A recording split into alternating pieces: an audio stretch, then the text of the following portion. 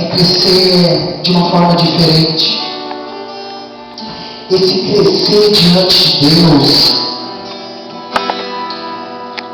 é quando nós vamos descendo. Quando nós crescemos diante de Deus, nós vamos diminuindo. Você consegue entender? O crescer diante de Deus, para nós, é diminuir. Porque nós vamos regredindo. Nós, a nossa vontade, a nossa carne vai regredindo. E o nosso espírito, as coisas do espírito vão crescendo. E aí nos tornamos a ser agradável diante de Deus. Assim para com o Senhor, como também para com os homens. Samuel, ele crescia diante de Deus. Ele era agradável diante de Deus. E se você for ler a parte B do versículo, diz que Samuel, ele crescia também diante dos homens. O que será crescer diante dos homens? Crescer diante dos homens não é nós nos vangloriarmos. Não é porque eu estou aqui em cima que eu estou melhor do que vocês, estou crescendo, não. É crescer diante dos homens. É quando o homem ele reconhece que eu estou crescendo diante de Deus. Quando o nosso líder, o nosso pastor, quando ele olha para a gente e vê que nós estamos crescendo. Não crescendo para ir para o altar, não crescendo para fazer qualquer outra coisa, mas crescendo diante de Deus. E nós vivemos um tempo em que, para que hoje, nós temos visto a mão de Deus. Eu lembro de quando a Juliana foi chamada, lá no tempo do pastor Luzardo, no tempo do pastor Daniel, no tempo do Dija, eram tão poucos, mas um foi chamado. E o jovem Djavan crescia diante de Deus. E o jovem Djavan era agradável diante de Deus. E os jovens João e Ricardo eram agradáveis diante de Deus. Eles cresciam diante de Deus, diante dos homens. E hoje nós temos visto quantas pessoas sendo chamadas, quantos jovens sendo chamados. Por quê? Porque nós estamos crescendo diante de Deus. Nós estamos sendo agradáveis diante de Deus.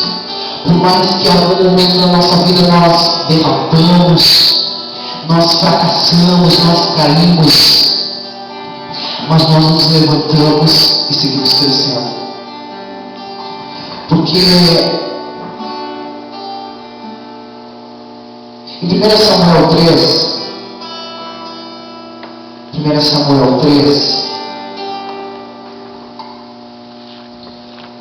diz assim: e o jovem Samuel serviu ao Senhor perante ele.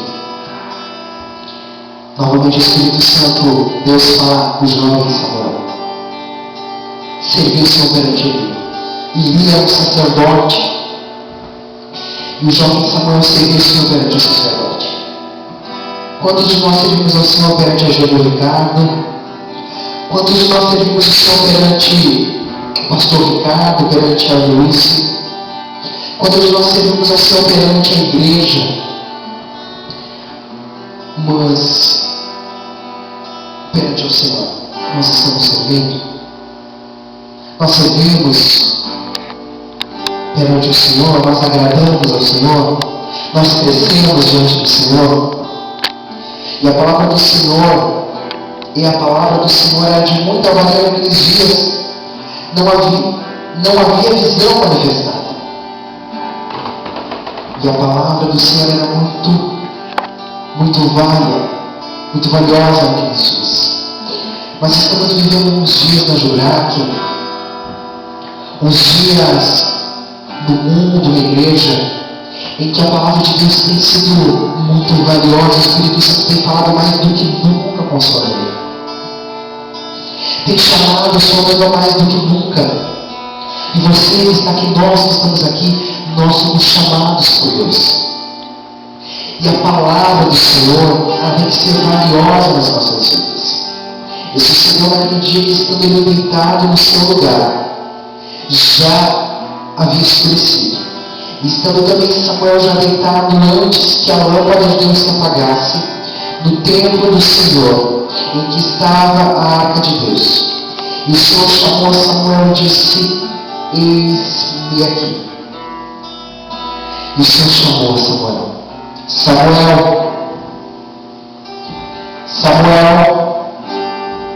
Nesta manhã o Espírito Santo diz, quem sabe diz: Maico, Maico, Lide, Andressa, Elisa, Jane, Fernando, Gladys, Bruno não, glória a Deus, Bruno, Ronaldo. Ele nos chama, como ele chamou a Samuel. Nós estamos dispostos a dizer assim aqui: Senhor, quando o Espírito Santo nos chama, quando nós ouvimos a voz de Deus dizendo o nosso nome, nós vamos fazer que nem Samuel, e esse aqui, Senhor. Ele correu a Eli. Era Deus chamando Samuel, mas Samuel entendeu como se fosse um sacerdote no qual chamasse. Então ele diz a Eli: eis aqui, por que tu me chamas? Mas ele disse: não te chamei eu, torna a deitar-se. E foi Samuel e deitou-se. Quantas vezes Deus nos chama e nós confundimos a voz de Deus, e nós corremos a outras coisas, a outras pessoas, a outros lugares, mas não escutamos claramente que é a voz de Deus